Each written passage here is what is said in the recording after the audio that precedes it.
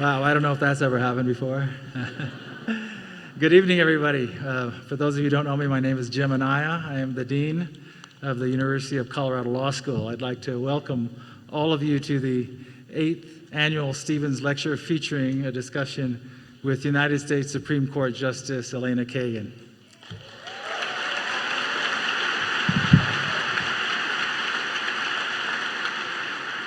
I'd like to begin the event by acknowledging the Arapaho and Ute people on whose traditional territory we are gathered.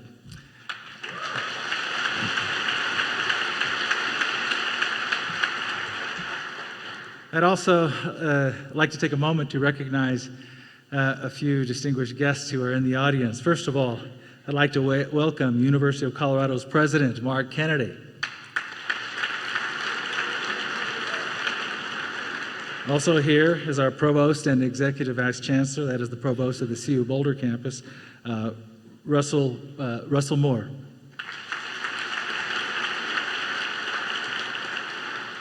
We also have with us three of our regents of the Colorado Board of Regents, University of Colorado Board of Regents, John Carson, Irene Grego, and Sue Starkey. Welcome to all of you. And one of our own, that is the law school's own, Colorado Attorney General and former Dean of the Law School, Phil Weiser. Welcome, Phil.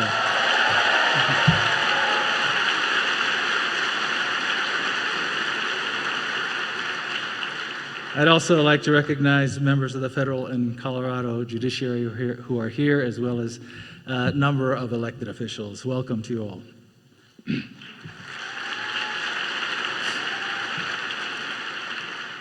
This evening's event is organized by the law school's Byron R. White Center for the Study of American Constitutional Law, which was founded with a generous bequest by Colorado Law alumnus Ira C. Rothberger, Jr. The center's name honors the late U.S. Supreme Court Justice Byron R. White, a Coloradan who made a mark on the country's legal landscape with his work on many of the prominent constitutional issues of his day. True to Justice White's legacy, the work of the center is premised on the belief that informed and engaged citizens and an ongoing conversation around the Constitution are essential to our democracy. No doubt, we are at a time when this conversation and a collective commitment to constitutional values have elevated importance.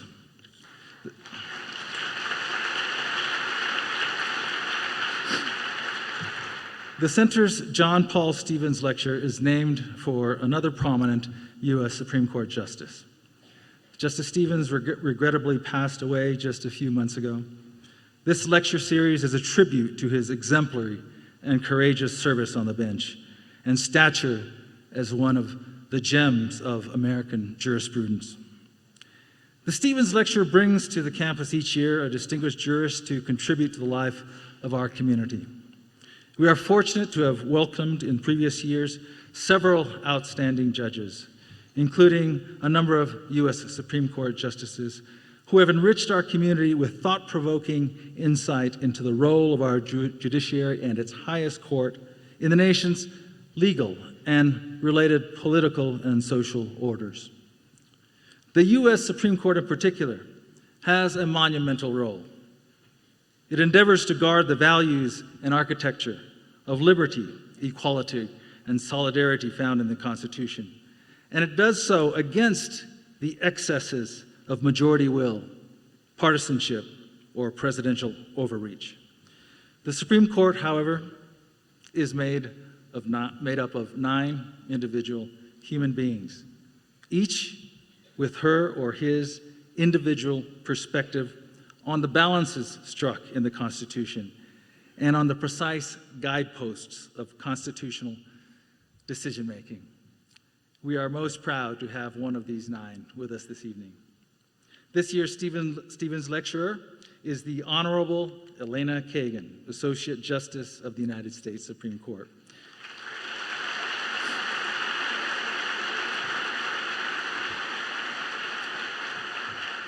Notably, Justice Kagan replaced Justice Stevens on the Supreme Court after the late justice announced his retirement and President Barack Obama appointed her to the court.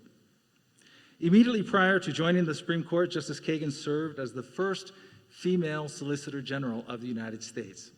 And in that position, she argued on a number of important cases to the Supreme Court.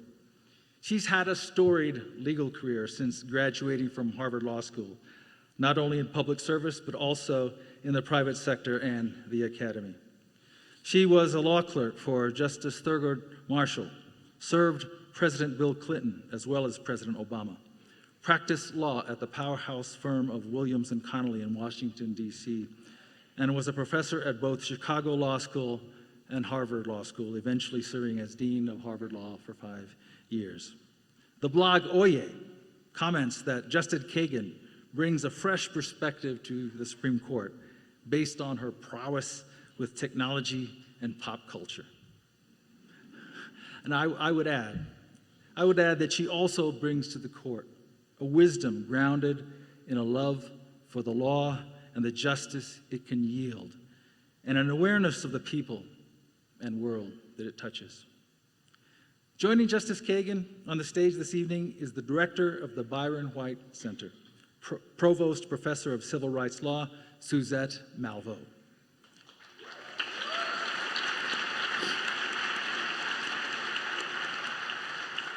Professor Malveaux is a nationally recognized expert and frequent commentator on civil rights and class action litigation.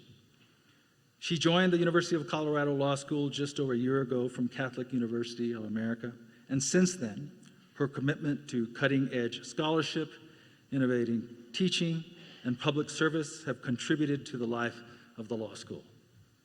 After a discussion with Justice Kagan, Professor Malveaux will take a few questions for the justice that have been submitted by Colorado law students in advance. I've been asked to address a few householding matters before I welcome Justice Kagan and Professor Malveaux to the stage. First, of course, please make sure your cell phones are turned off or on silent. Now I feel like I've turned into, a dean who's trying to keep everybody in order. Also, photography is not allowed except by accredited members of the press who have received permission to take pictures. And finally, at the end of the event, please remain seated until Justice Kagan and Professor Malveaux exit the stage. It's now my pleasure and honor to ask you all to join me in welcoming to the stage United States Supreme Court Justice Elena Kagan and Professor Suzette Malveaux.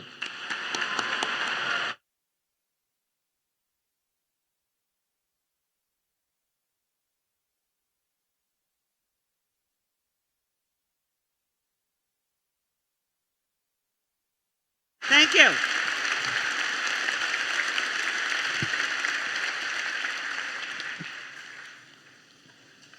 I can't see anything, but it looks like there are a lot of you here. So I'm very honored. It's great to be here. There are about over 2,000, I think. So there's great demand for you to be here. So it's such an honor. So thank you so much for being here. We're absolutely thrilled that you're here for the Stevens Lecture. One of the special things about you being here for the Stevens Lecture, as the Dean mentioned, is I know that this lecture is actually named after Justice John Paul Stevens, who was your predecessor on the bench. In fact, he gave the first inaugural lecture in 2011. And I've heard you speak eloquently at his funeral service and elsewhere about how you fill his seat on the bench, but you can't fill his shoes. Too large. Yeah. Can you tell us a little bit about his influence on you and what it's like to carry forward his legacy? Yeah. I mean, it was so sad for me and for all my colleagues this summer when he passed away. He was a great, great man, and I never had the chance to serve with him. So unlike many of my colleagues, I can't tell stories about what it was like to be on the bench with him or in conference with him. But he is, and long has been, a hero of mine. um, he has a passage in one of his books about how he was honored to take the place of Louis Brandeis on the court. In the court, there are like particular seats, and everybody knows which justices have filled those particular seats. And I sit in a seat which went Louis Brandeis and Bill Douglas and John Stevens and then me, which is quite extraordinary. But John Stevens, I mean, if John Stevens felt that way about Louis Brandeis, I feel that way about John Stevens. He was a man of extraordinary brilliance, but even more of extraordinary wisdom, which is not the same thing. He was a man of great integrity. He was a man of great independence. I mean, he always did what he thought was right, no matter what. And sometimes that meant that he went his own way and wrote an opinion that nobody else signed on to or voted in a way that nobody else joined. But that was okay with him, that he had his own view of the law, and he stuck with it and was extremely independent-minded. He was a deeply kind person, which I think all his colleagues appreciated, as well as his clerks and everybody else in the court. I think in terms of his judicial legacy, what he'll go down in history for is a deep commitment to the rule of law, to the principle that no person, however high or mighty, is above the law, that we're all subject to the same legal rules, and the accompanying principle that, you know, whether you're powerful or whether you're powerless, whether, you know, the most humble person, the poorest person, the least educated person is entitled to be treated by the legal system with the same dignity as the rich and the powerful. And for me, that is a great legacy of a magnificent 35-year career on the court. Yeah, that's really, really important. Yeah, absolutely. I have to ask this question because we have lots of students in the audience. So can I get a show of hands for the students that are here? Okay, great. Wow, we can see you. Awesome. All right, we have a lot of students. And you're all in the front, too, which is fantastic. You got the good seats. I don't know who they put up there, but... The students are our VIPs. Okay, that's the way it should be. I mean, what's a law school about except for the students, right? Exactly. So it's what everybody else is there for. This is for the students, really. So I think they're kind of dying to know why did you go to law school? What it was like for you to be a law student? And if you could give some advice to our law students about approach to law school or entering their legal career, especially in this time period. Yeah. I went to law school for all the wrong reasons. Just like I'll be honest about that. I was once in when I was a dean, I was talking to a bunch of college students about whether they should go to law school. And I was saying all these kind of formulaic things about how you should really think about whether this is what you want to do, and you shouldn't go to law school just because you can't think of anything else. And because you want to keep your options open. And as the words were coming out of my mouth, I was thinking, I don't know, I went to law school because I couldn't really think of anything else. And I wanted to keep my options open. So I don't really prescribe this as the way to approach this decision. But I'm here to say that even if you went to law school for all the wrong reasons, like that, when I started law school, I just loved law school from the beginning. Wow. And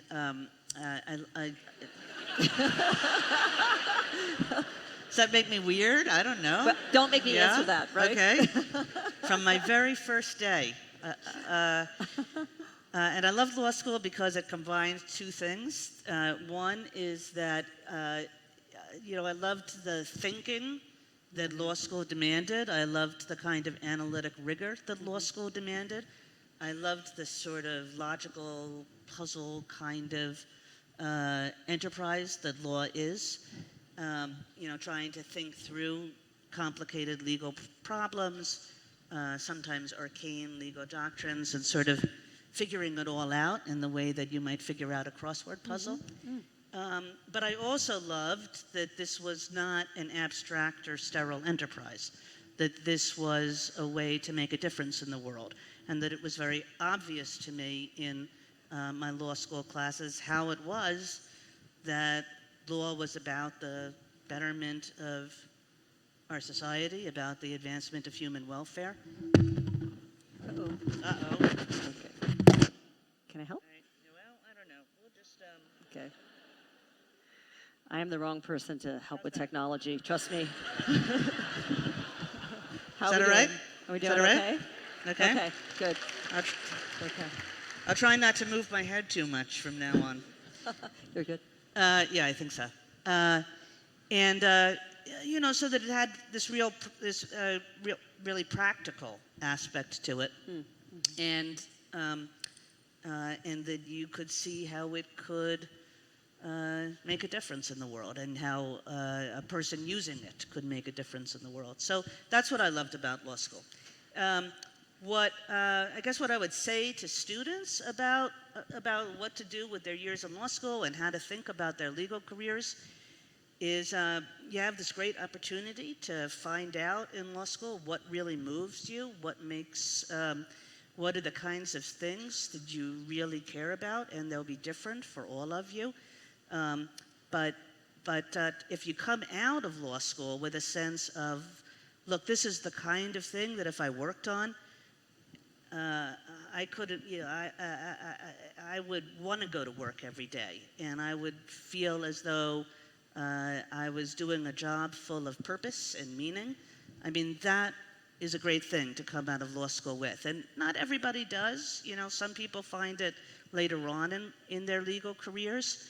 But to try to use law school as an opportunity to experiment in different things, and an opportunity to try to find that passion, that sense of, if this is really what I care about. And to not be so worried about planning. I'm a big anti-planner, because I think most law students are planners, and most of you will plan enough.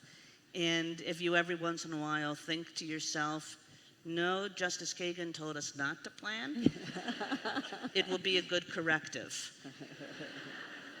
Because I think actually that most of the best things that happen in people's legal careers, and when I think of people whose legal careers I sort of look at and say, wow, to lead a life in the law like that, it's mostly luck and serendipity.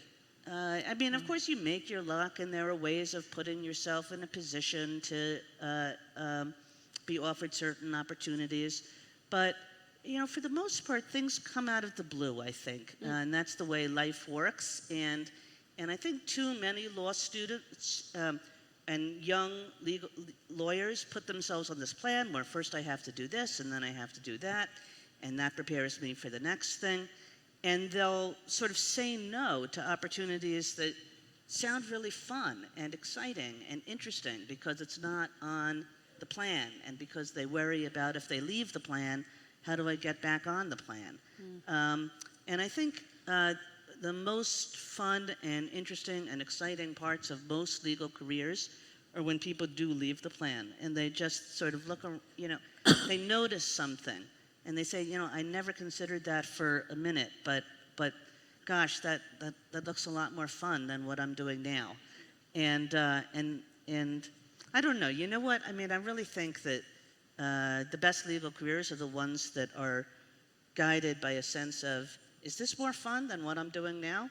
I think I'll go do that then, So, and that makes sense. So your career, and you, I think, have been looking around for a lot of fun, right? So if I just think about your career, the way it's gone, it seems, you start off at Harvard Law School, as the dean sort of did a great recap here, and then, you're clerking on the D.C. Circuit, and then you're clerking for Thurgood Marshall on the Supreme Court, and then it's jumping to teach at University of Chicago, and then teach at Harvard Law School, and think I'll become the dean, and then Solicitor General, and then Supreme Court justice, I mean, in some ways. And you skipped a few too. Yeah, I did. We only have so much time, right? Yeah, I used to think like I couldn't keep a job really. Right. You know. It's like every 4 years I was off doing something else. But now I'm looking forward to keeping this for a while. Yeah. Good.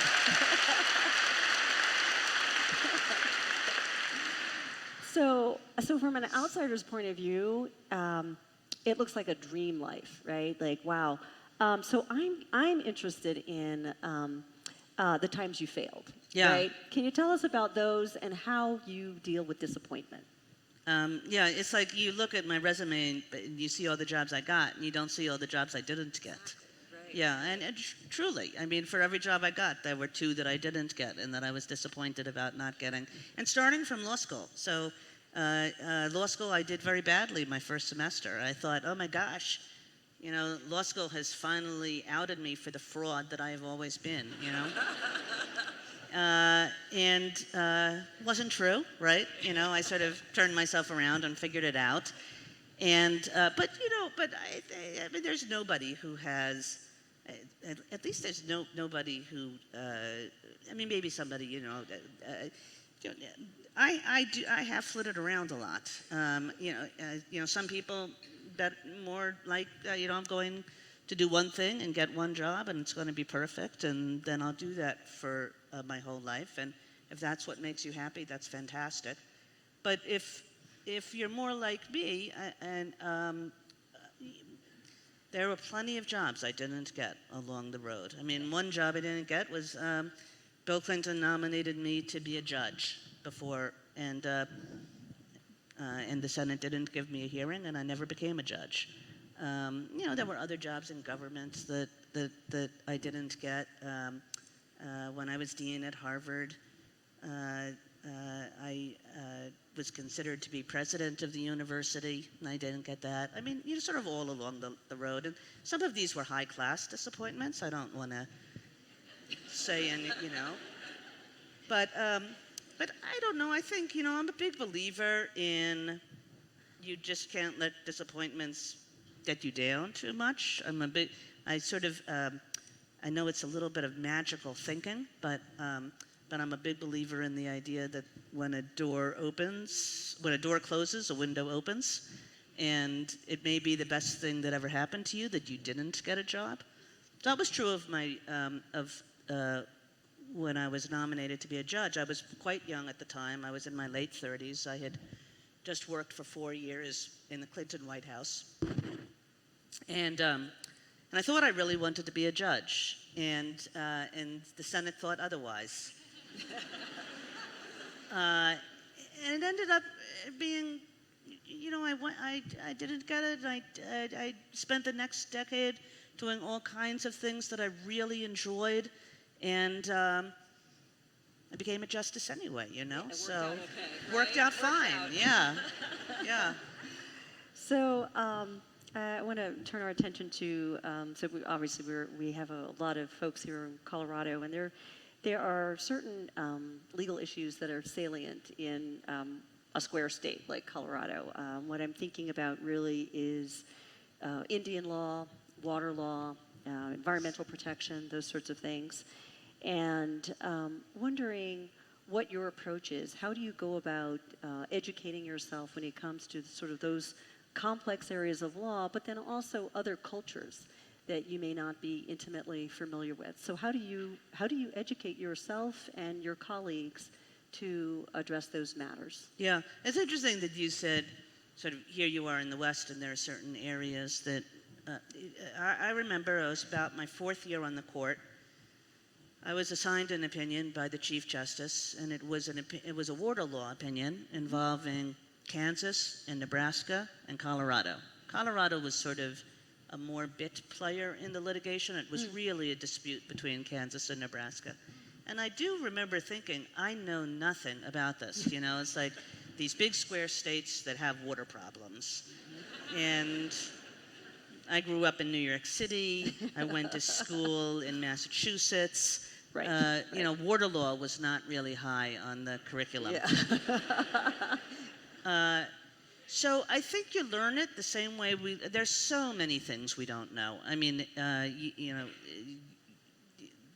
border law might be one of them. I once wrote an opinion, I think my next year, super complicated thing about electricity regulation, which I knew nothing about.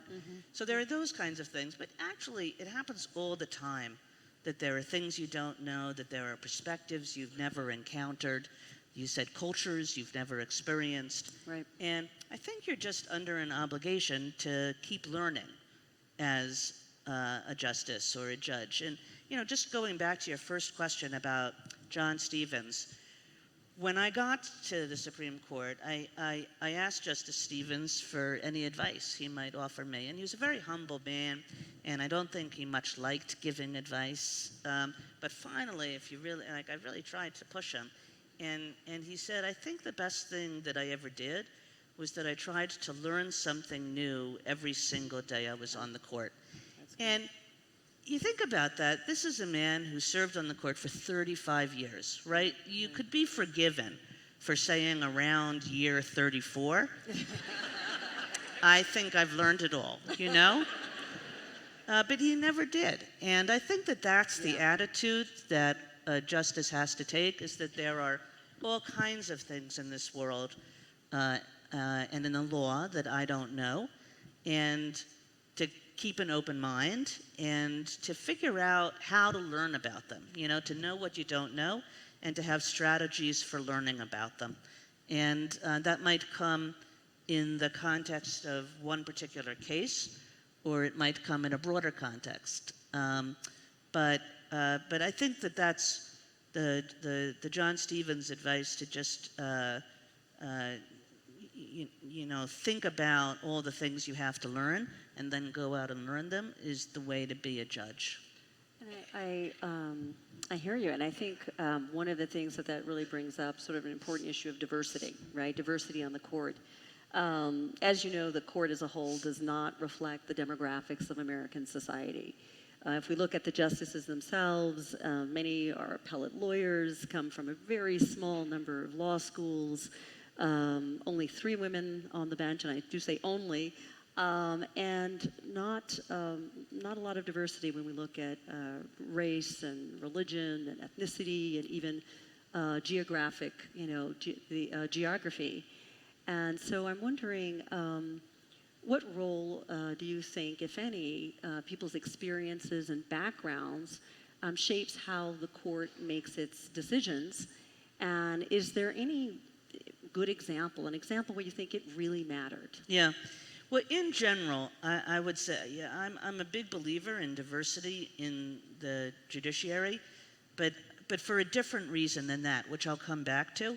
In general, I don't think diversity necessarily means that you'll get a different set of views on the court. I mean, if you think about, like, women, there are lots of women in the world, and they have all kinds of different views.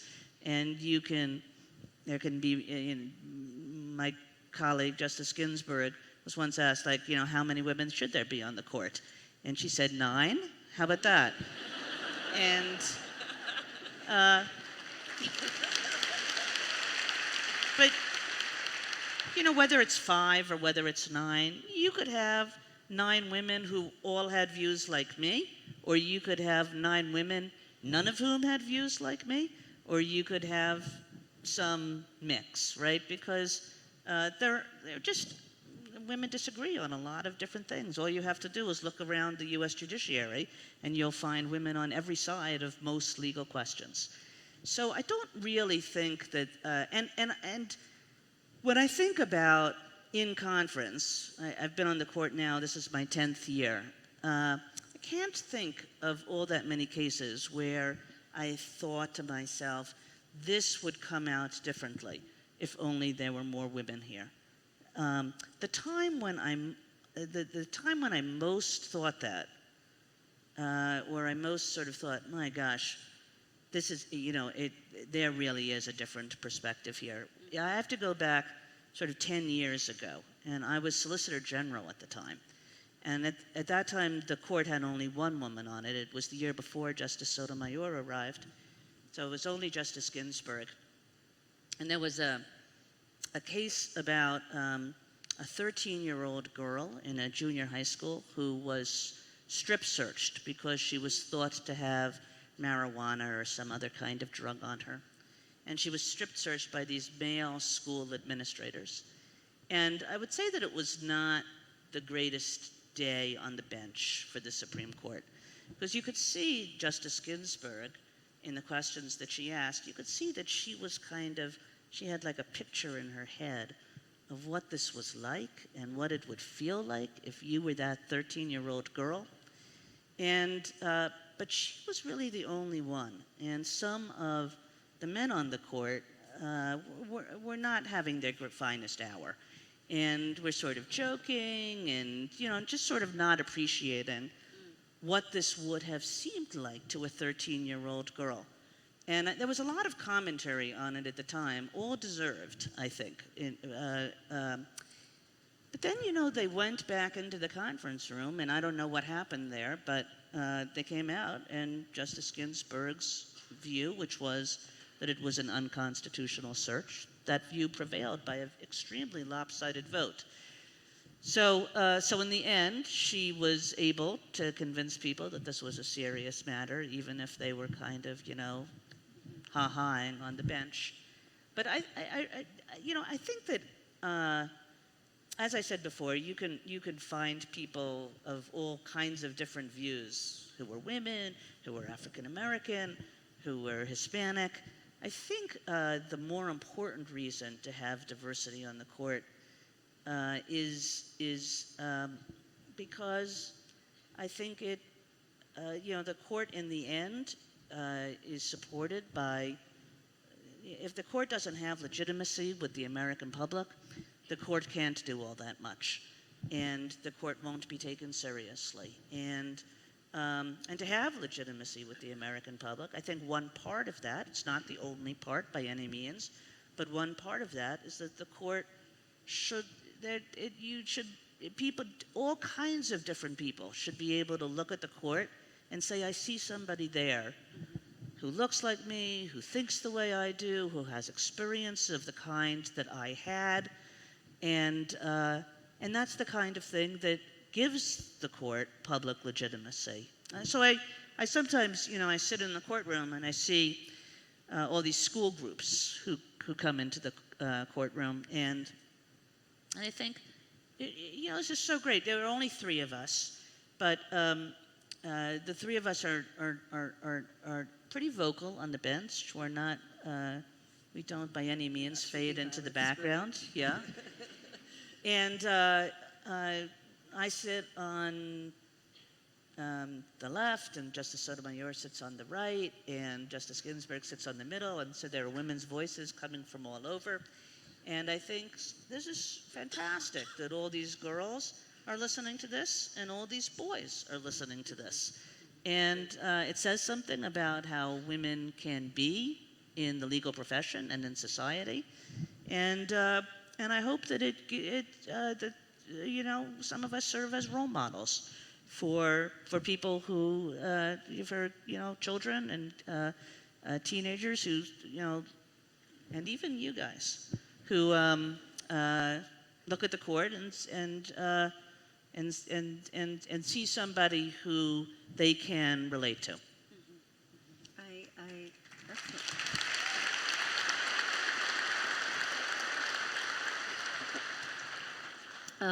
So I want to turn to an issue which you have actually written about already, the confirmation process. In the past, you have criticized the confirmation process as, you call it, a vapid and hollow charade. Those are your words. Okay, so what are your thoughts now about the process today? And what do you think are some of the most important attributes of a Supreme Court justice? So I should give you a little bit of perspective about when I said those words. Sure. Before I went through the process. I mean, quite a bit before. I wrote an article on the confirmation process when I was a professor at the University of Chicago. So it was when I was a young professor. I was in my early 30s. And I had just come back from a summer that I spent working for Joe Biden, who was then the chair of the Judiciary Committee. And he had done confirmation hearings for Ruth Bader Ginsburg. And Joe Biden had a practice that he would invite, for every confirmation process that he was the chair of the Judiciary Committee for, he would invite an academic out and have the academic work with his team and think about what kind of questions to put to the nominee and so forth. And I was the academic one summer for the confirmation of Justice Ginsburg. And I found it a terribly frustrating affair, really, because Justice Ginsburg was remarkably good at never answering anything. So, years and years later, I really tried to emulate that, of course. But at the time, it didn't seem like such a great idea to me. And I wrote this piece, and so when I became a nominee, this piece was very troublesome for me. Because every time I said, Senator, I really can't answer that, Right. They would say, you wrote this article calling the nomination process a vapid and hollow charade. Charade. Yeah. So that was inconvenient. As academics, this stuff can come back to bite us, right? You have to be careful what you write. But I will say, having been through the process and having come out the other side, I guess I can't have too many criticisms of the process. It worked, But I think it's actually a pretty frustrating thing for everybody concerned in it, and I don't quite know how to fix it. I have no silver bullet to tell you how to fix it, because the senators, for the most part, they just want to know how people are going to vote on different things, and I don't begrudge them that. I mean, we decide very important matters, and I think probably for a senator, it's like, well, don't make me guess,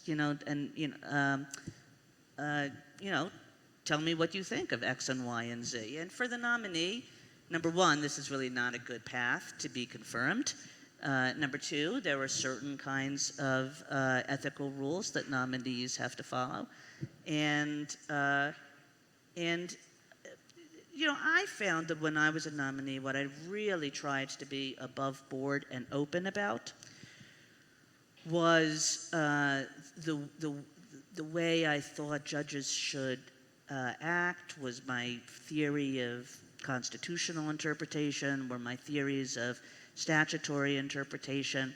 I really tried never to end the conversation. I really tried, as much as a senator wanted to ask me about those things, to be open and forthcoming about them. But I think, the senators, not all of them are lawyers. To the extent that they are lawyers, they haven't really thought about some of those questions in a long time, and they kind of want to know, how you're going to vote. And so it's just sort of ships passing in the night, I think, and it's hard to really have a process that works for everybody, that works for the nominees and that works for the senators. And again, I don't really have a great solution to it. I mean, the qualities of that should be looked for, I wouldn't say that senators should be uninterested in how people are going to vote. I mean, it's actually a pretty important part of who a justice is going to be. So I wouldn't count that off the table.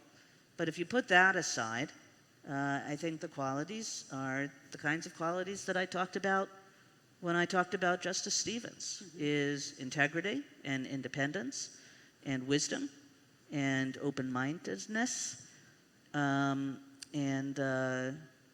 obviously knowledge about the law, but more those kinds of, is this a person who's going to keep learning? And is this a person who's going to keep an open mind? And is this a person who's not afraid to be independent and go out on a limb sometimes? And is this a person, maybe most important, who will be honest and who will have a lot of integrity in the way they approach decision making? I mean, I think that that's what you should look for. Right. right, absolutely. To just sort of lighten it up a little bit, I think one of the things that I've learned is the Washington Press has identified you as the hippest justice, and It might be a low bar. I wasn't going to say that, but you said it, right? So first of all, is it true? Well, I don't know. Like, what qualifies me as hip, really? And, I don't think so. So I'm wondering what you think accounts for that. You have a reputation that's out there. I've seen different things. It might be your love of,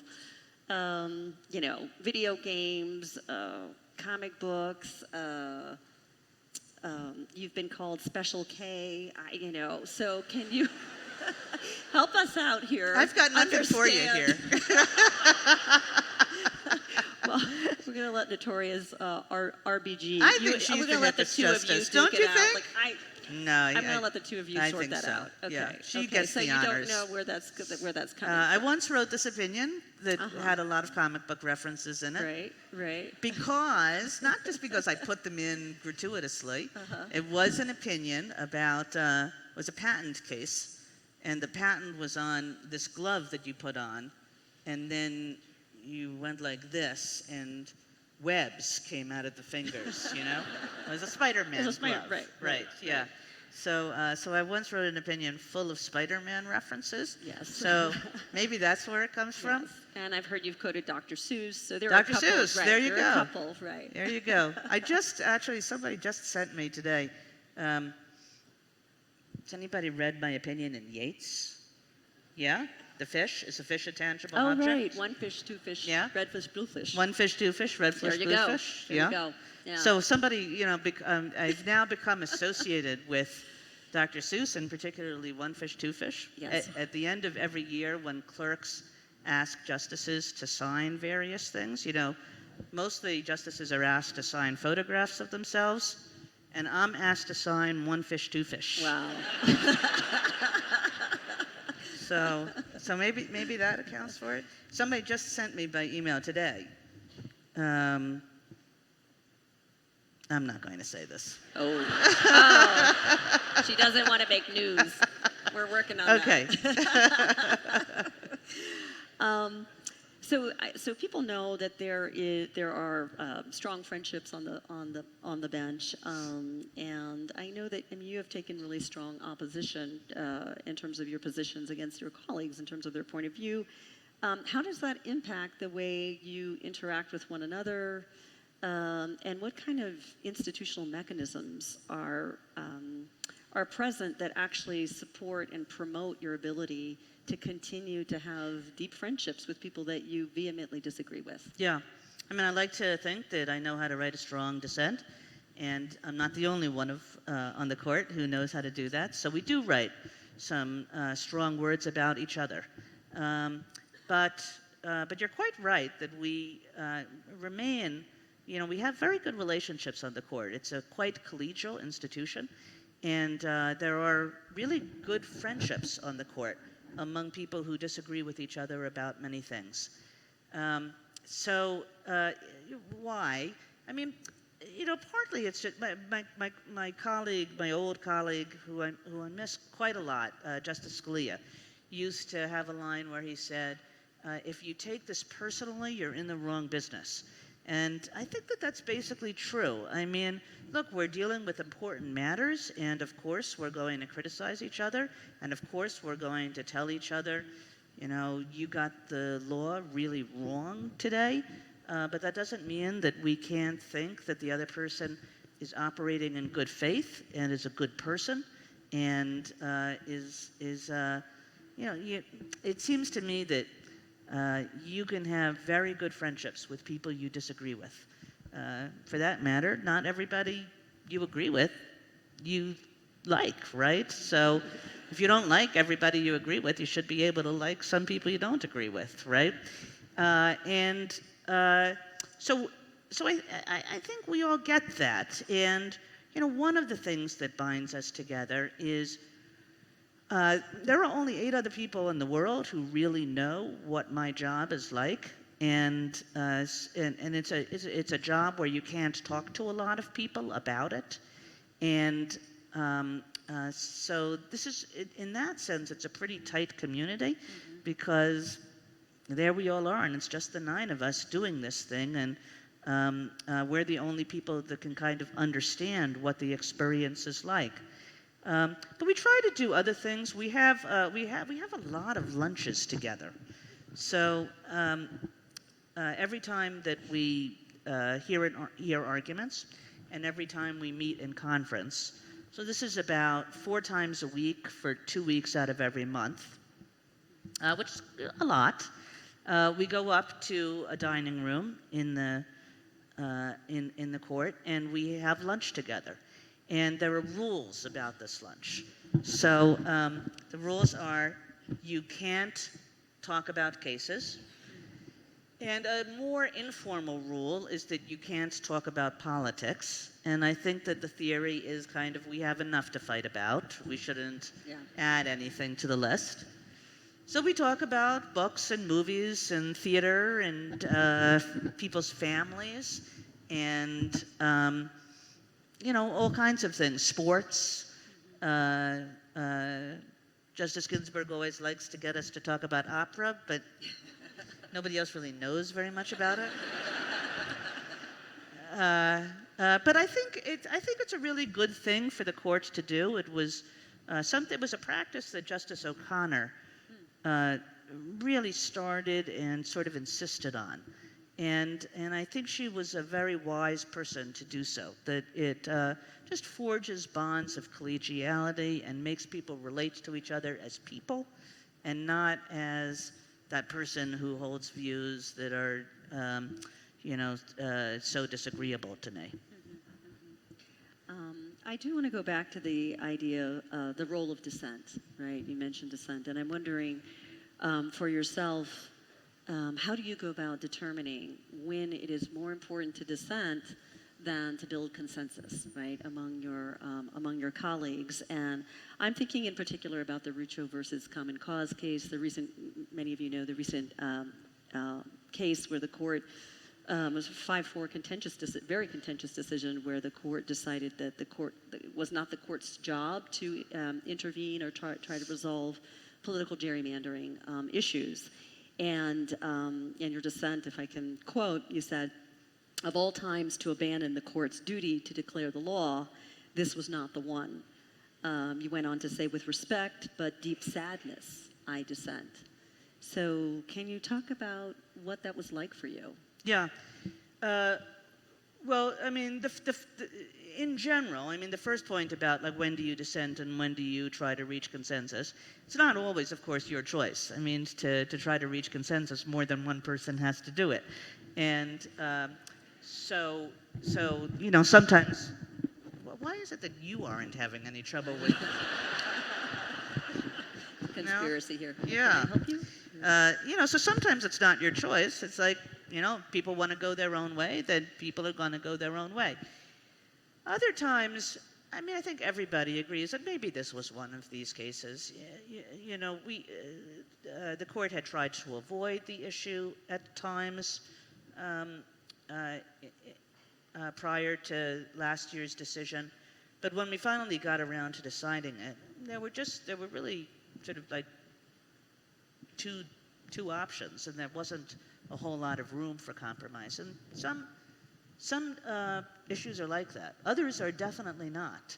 And I definitely don't think compromise is a dirty word in the courts or in any place else. In fact, I think it's really important in general to try to reach across perceived divisions and to try to see if you can find any common ground and if you can find any room for compromise. And I like to think that it's something I do quite a lot. But sometimes you can't. You can't either because you have no takers on the other side, or you can't because you can't. Because there's a matter of fundamental principle at stake, and there really isn't a third way or a compromise position. So, this decision, the Rucho decision, was a decision I felt very strongly about. I think was about whether the courts could get involved in partisan gerrymandering. It was not about the constitutionality of partisan gerrymandering. I think everybody recognized that partisan gerrymandering of the extreme kind that we saw in two cases that came to the court, one was done by a Republican legislature and one was done by a Democratic legislature, and it was a really extreme gerrymander that basically deprived people in their respective states of the opportunity to have their votes mean anything. It was a kind of rigging of elections. It was, it was representatives picking their voters rather than voters picking their representatives. And nobody really argued that this was constitutional, done in this sort of extreme way. But the majority thought that the court just couldn't get involved in it, that it presented no manageable standards for the court to decide when a gerrymander had gone too far. And I thought that that was quite wrong, and that courts around the country had actually worked pretty hard in developing exactly the kinds of manageable standards that the majority claimed to be demanding, and that it wasn't so hard to figure out exactly how these cases should be litigated, and when it was that some gerrymanders should be declared off limits, like these two. It was perfectly obvious that these two should have been invalidated. So I did. I think I wrote a strong dissent. I think it was a dissent, I hope, that was not so much angry as deeply saddened, because if the court is not going to protect the basic structures of our democracy, then it's hard to know what the court's role is. And I think the majority failed to do that, and I said so.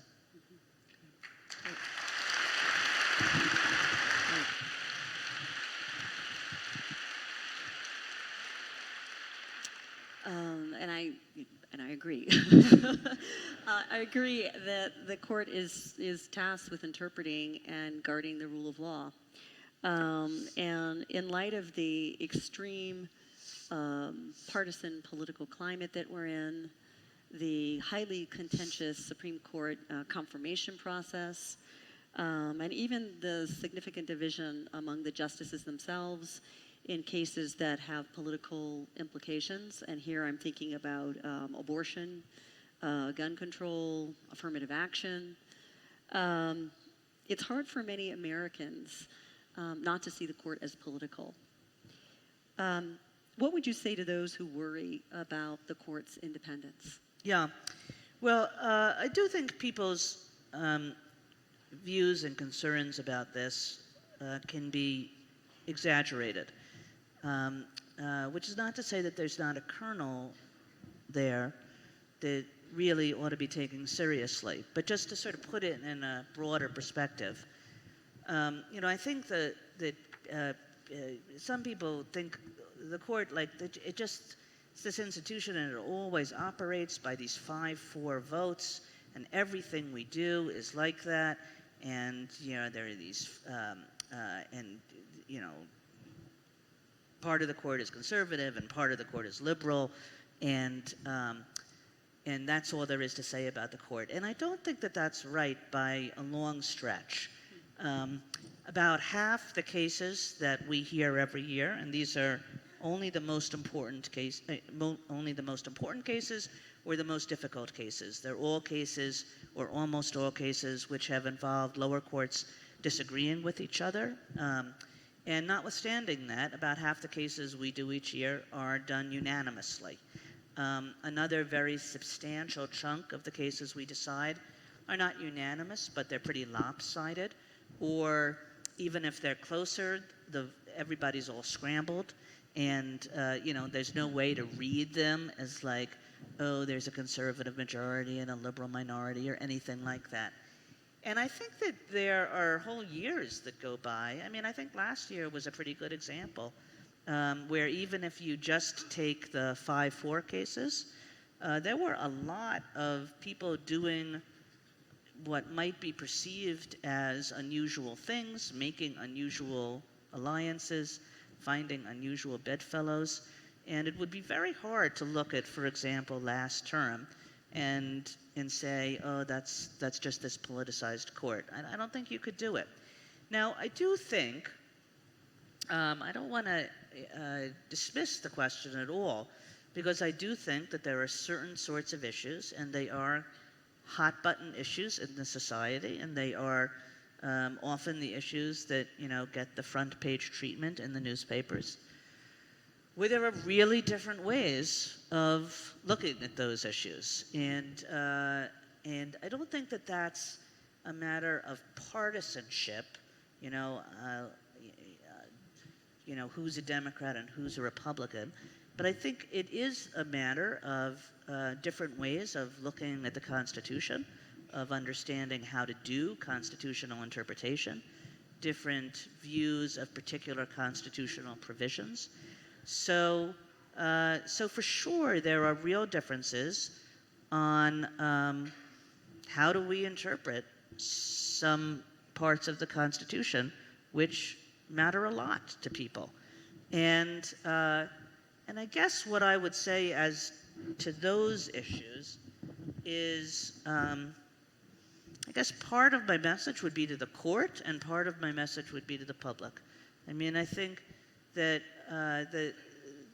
everything I just said suggests that the court should think hard when it's doing its work, about trying as hard as it can not to look politicized and polarized and deeply divided. Because I think you're right, we live in this polarized time, and the last thing that the court should do is to look as polarized as every other institution in America. I mean, it would be great for the court to be seen as not that, and the only way to be seen as not that is not to be that. And so I think that there's a lesson for the court in how it operates.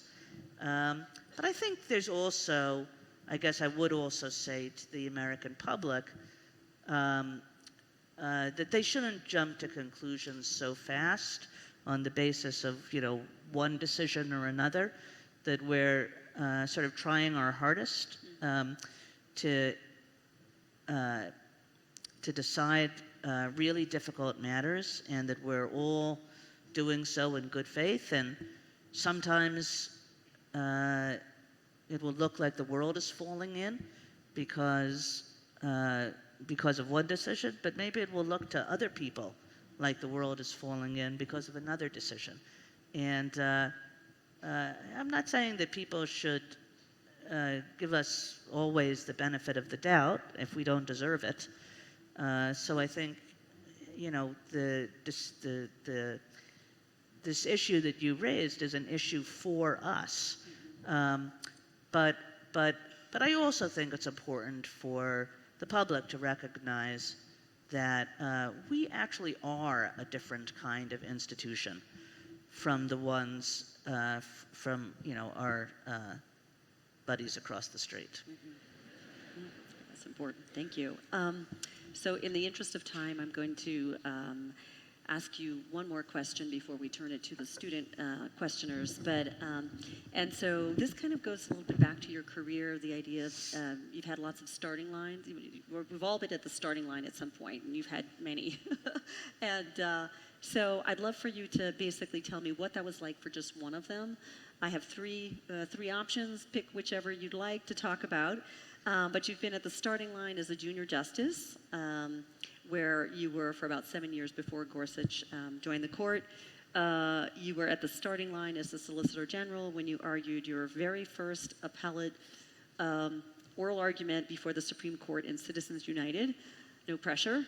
And then you were the first female dean at Harvard Law School. So pick one of those where you can tell us what was it like. I'll pick one of the first two. Now you tell me which one you really want to hear about. I really want the junior justice one, but Junior justice?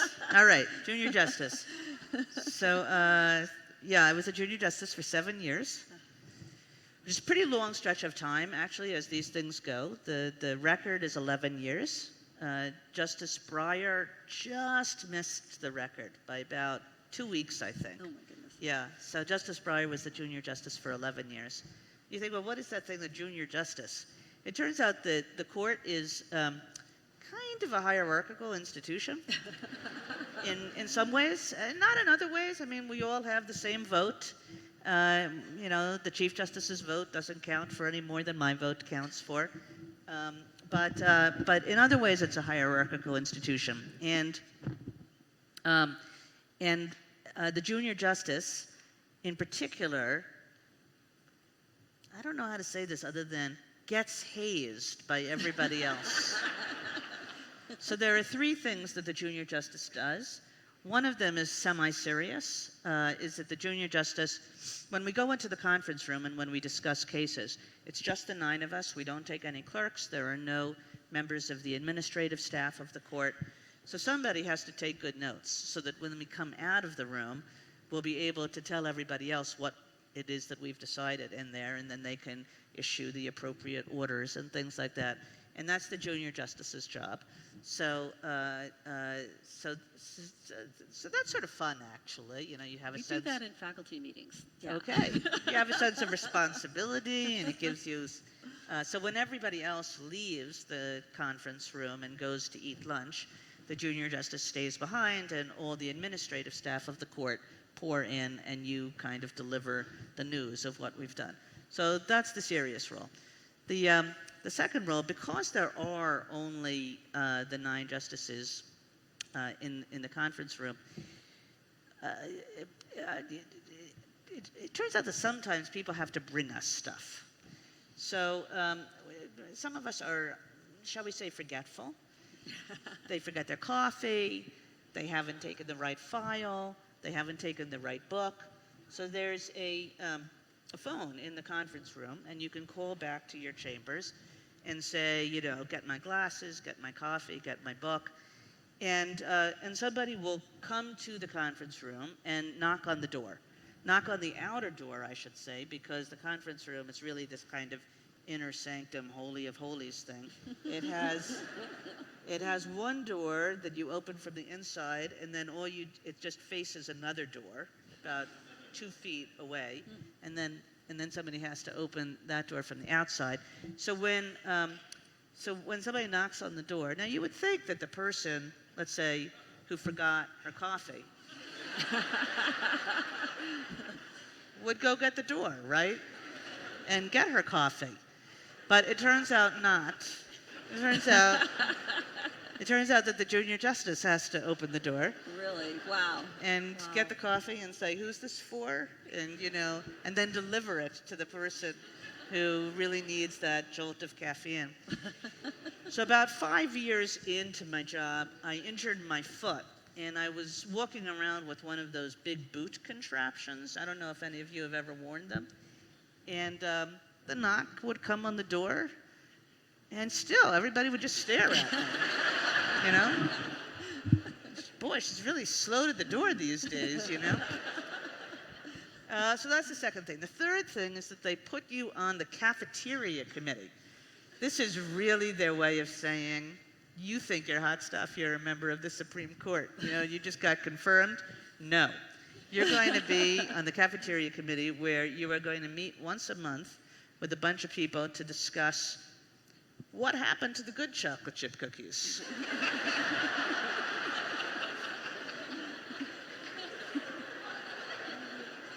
And then your colleagues do this stuff. As I said, we eat together a lot. So your colleagues will do this stuff like, there's too much salt in the soup, Elena. And then somebody else will say, I don't know, there's not enough salt in the soup. So they do this obviously jokingly, but it's like, no, in the end, they basically blame you for the cafeteria. Wow. So that's the job of a junior justice. And I was delighted to pass it on to Justice Gorsuch, who I think is really unfair, only had to be junior justice for a year. Wow, that's right. That's right. So. That's right. Wow. Well, thank you for sharing that. I Okay. appreciate that. I could continue asking you so many more questions.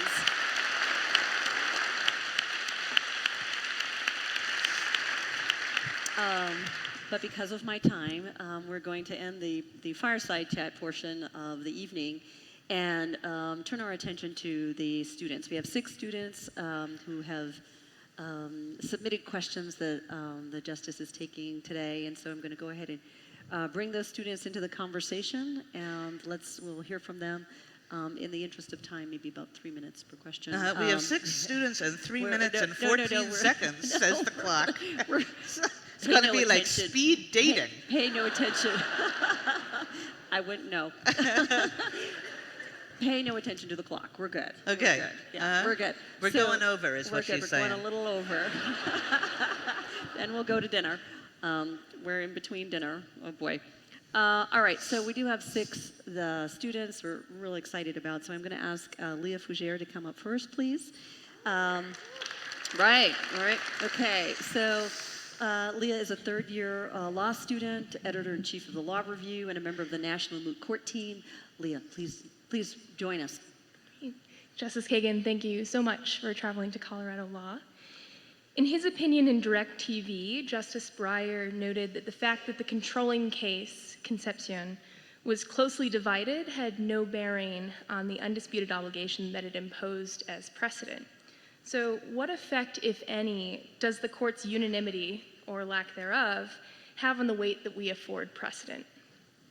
I don't think it has much effect. I mean, you know, we decide some things unanimously. We decide some things 8-1, 7-2, 6-3, 5-4. In the end, the court is the court, and the court reaches a judgment, and that judgment needs to be respected, except in the unusual circumstances when people decide that it's appropriate to overrule precedent. But whether it's 9-0 or 5-4, I don't think makes much of a difference. The court speaks as the court, regardless of the vote. Maybe there's a different analysis for highly fractured opinions of the court. You know, if there really isn't a majority at all, and the justices have split every which way, and one opinion ends up as controlling, maybe there's a different analysis for that. I'm not even quite sure of that, but 5-4, 9-0, I think the rules of stare decisis operate in the same way. Okay, may I have, thank you so much. May I have Jose Ramon Garcia Madrid?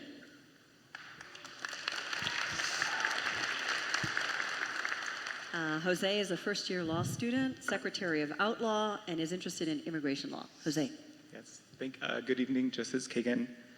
So there is some speculation that justices, particularly in their comments at oral arguments and in their opinions, are talking about more than just the case at hand. So for example, the understood subtext in the competing analyses of due process between Justice Scalia and Justice Brennan in Burnham versus Superior Court. So the question is, to what extent should lawyers and the public read into this subtext?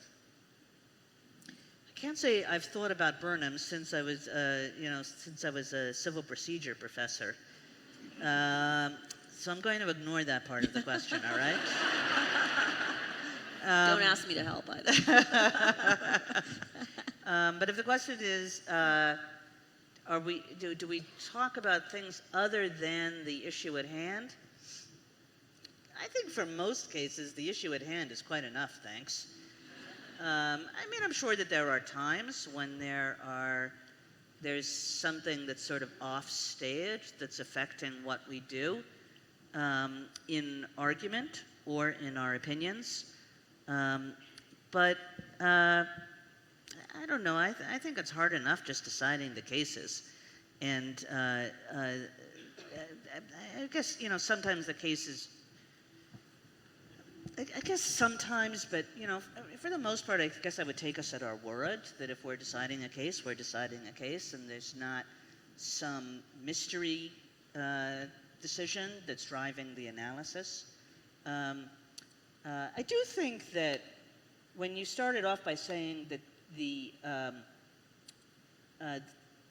arguments, you know, I think you said weren't necessarily about the case at issue. I would say that the arguments, I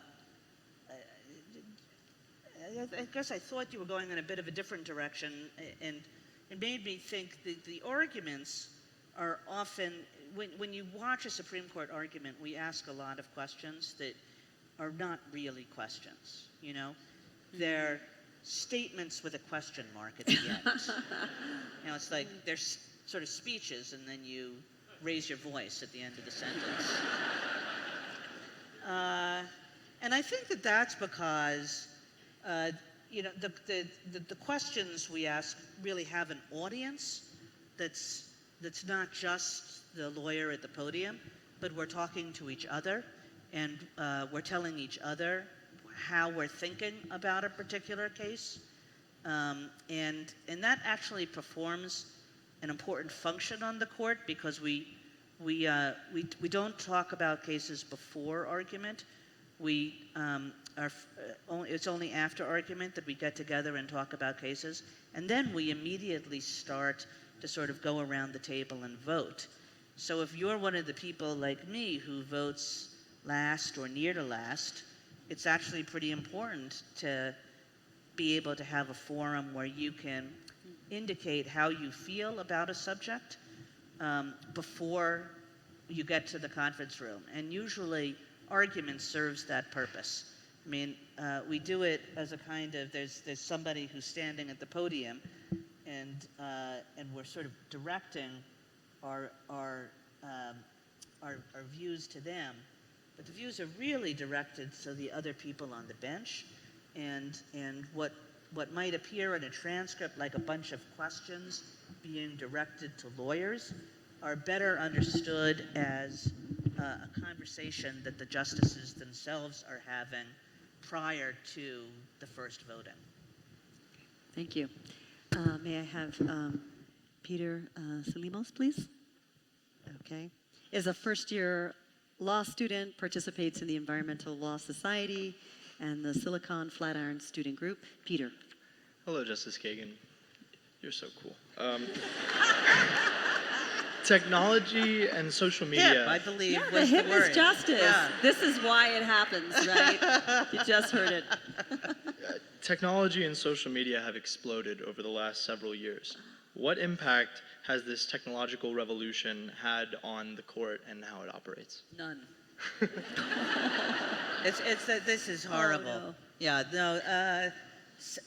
I'll qualify that. Less than you might think.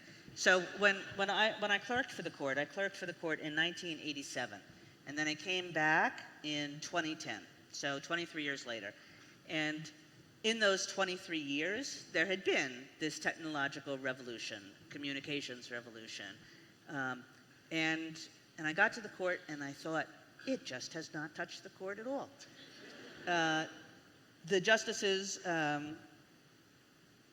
we're still communicating. This is the way we don't use the Second Circuit. The Second Circuit is in love with fax machines. Oh. You know? Oh. The Second Circuit, the judges on the Second Circuit literally communicate with each other through faxes. And you might think that that's really funny, except the Supreme Court hasn't really gotten to faxes yet.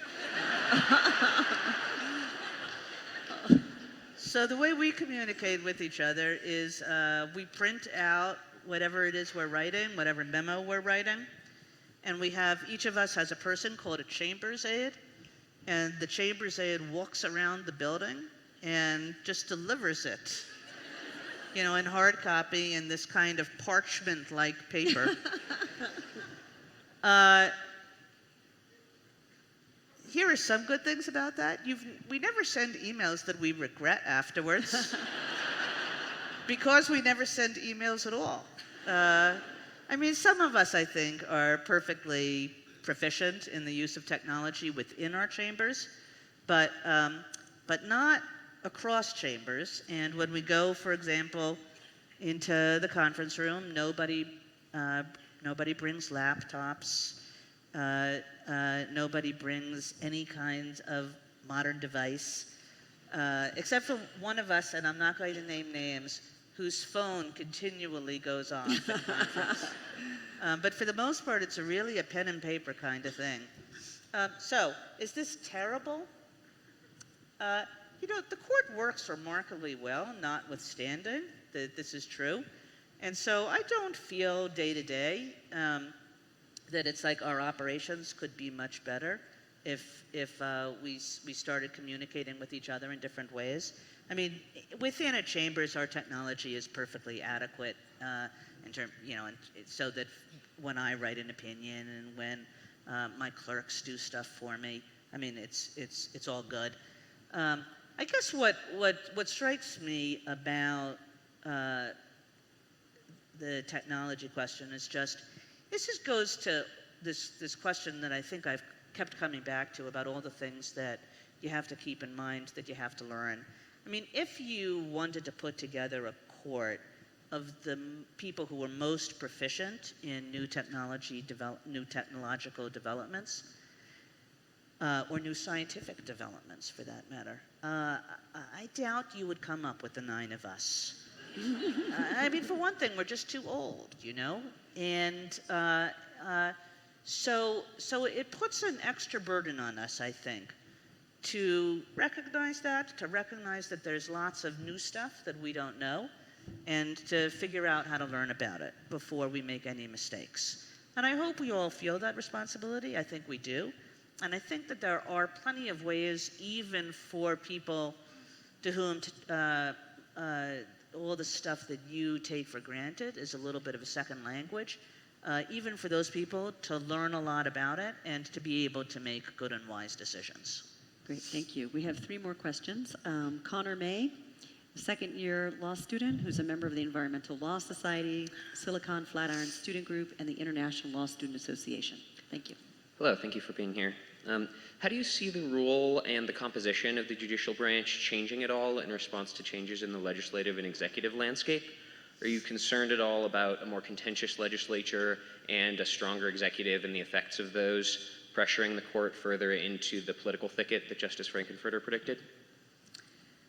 Well, I don't know. We've had a contentious legislature and a strong executive in this country for a while. And I'm not sure that the court, whether it's more or less contentious or strong or less strong, I don't think that that's the kind of thing that I do not think that the court should define its own role based on the fluctuations in what happens in the executive and the legislature, which isn't to say that over long stretches of time, developments in the political process surrounding us don't affect what the court does. Of course it does. But I wouldn't think that on a more short-term basis that we should either curb ourselves or either become less aggressive or more aggressive based on what happens to be happening at that moment in the political process. I think we should look after our own business. Okay, thank you. Chelsea Lorenz is a third-year law student who's pursuing a career in public defense. It's really wonderful to have you. I know we're all very honored. You've touched on this question already, but it is the question I submitted, so hopefully it allows you to expand upon that a little bit. How do you feel the court will change or be affected by the increasing use of party affiliation in nominations and appointments to the bench? Is there a way to maintain the neutrality required by the position with the increasing polarization of party ideals? Okay, I think we have talked about that, and I guess I would. I think all of us wish that the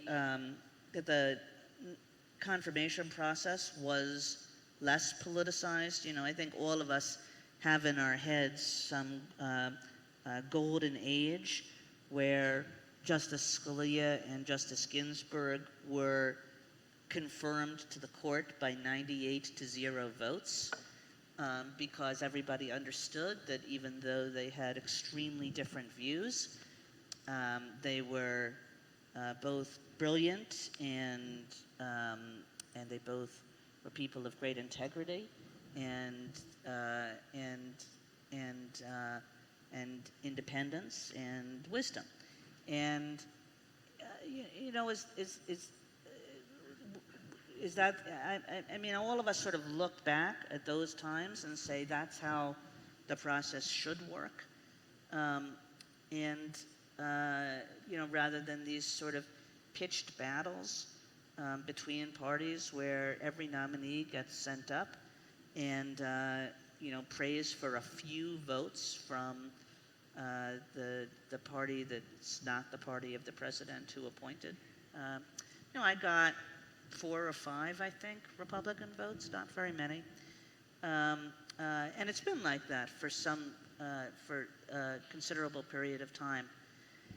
Yeah, I'd have to be a smarter person to know how to get back to those days, and a lot of water has been under the bridge, if that's the expression, and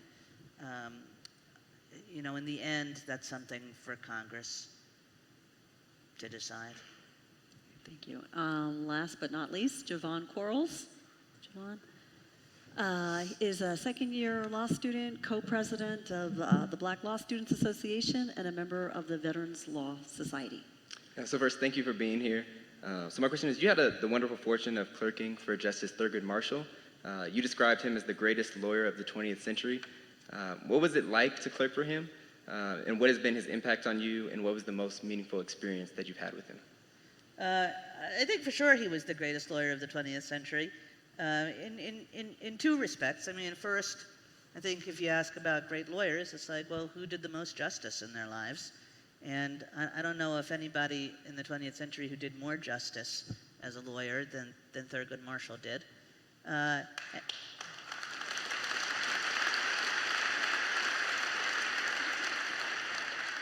And then he was just a phenomenal lawyer. He was a lawyer of a kind you don't really see anymore. I mean, we've become a very specialized profession. So the people who do appellate work don't do trials, and vice versa, and the people who do civil cases don't do criminal cases, and vice versa. And he did everything. He argued almost 20 cases before the Supreme Court, won almost all of them. But at the same time, he would crisscross the South, the Jim Crow South, stopping in these little towns with these in small courthouses and represent people who were being charged with criminal offenses, mostly African American defendants being tried by white juries. And he would be their trial lawyer, and then the next day he would go back up to the august halls of the Supreme Court, and then the next day he would go back down to Mississippi, and on and on and on until he broke the back of the Jim Crow system. And you could see why he was so good at all these different kinds of lawyering.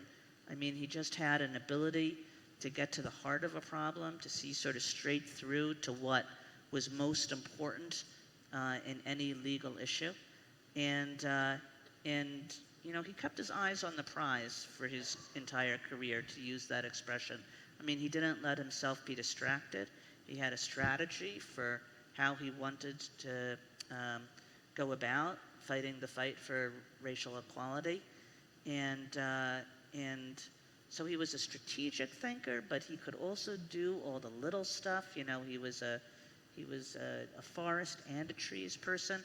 I mean, he was really quite remarkable in that way, in blending qualities that very few people can blend. The most amazing part of clerking for him was that in addition to everything else he was the world's best storyteller. I've never heard anybody tell stories better. He had all these voices that he did. He was like a mimic, and he did accents and voices, and he did faces. He had the most kind of mobile face, and he was not embarrassed to like do all these crazy kind of expressions, and then he had the world's best stories and the world's most important stories, and sometimes whether it was about his boyhood in segregated Baltimore or his time at Howard Law School, where he met Charles Hamilton Houston, and together they started really developing the strategy that led to the eradication of Jim Crow, or all the stories that came out of his time at the Legal Defense Fund, stories about other civil rights leaders, stories about presidents and senators whom he had met. And, sometimes they were really sad stories, but he also had this real comic bent. And so it was a little bit like make you laugh, make you cry. And you felt when you were a clerk with him that you were just getting, something that you couldn't have gotten in however many books you read, right? Which was this window into this crucially important part of American history. And I think he knew that that's what he was giving his clerks, among other things. He was giving them an education in the law of the kind that all Supreme Court justices give their clerks, but he was also giving them an education in American history and an education in what it means to do justice. And I hope I never forget those lessons. Thank you.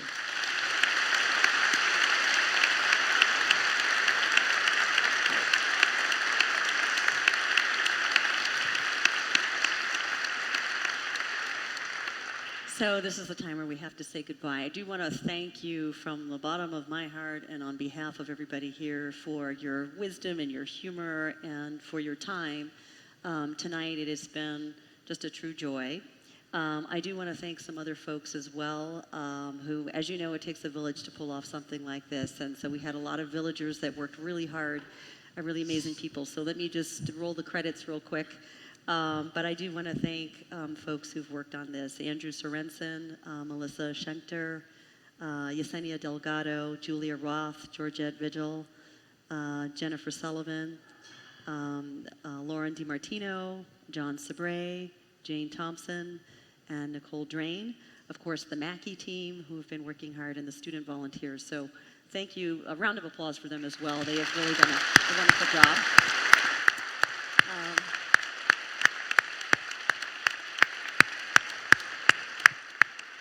So we do have a token of appreciation for you.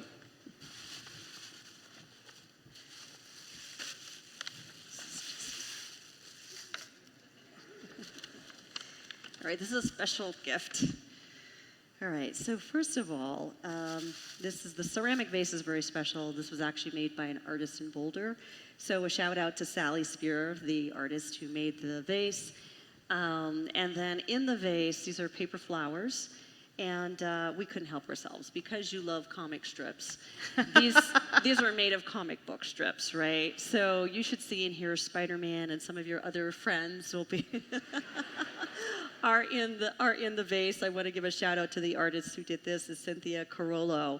They're beautiful. They're amazing. So we're hoping that you'll have this in chambers or in your home and sort of think fondly of the time that you came here at Colorado. Thank you so much.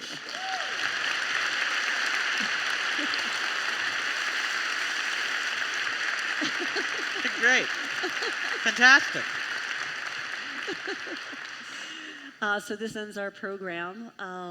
Again, thank you so much. We've had a wonderful Oh, it's a pleasure evening. to be here. Come back again. We have a lot more questions for you. So Thank you. thank you. Thank you.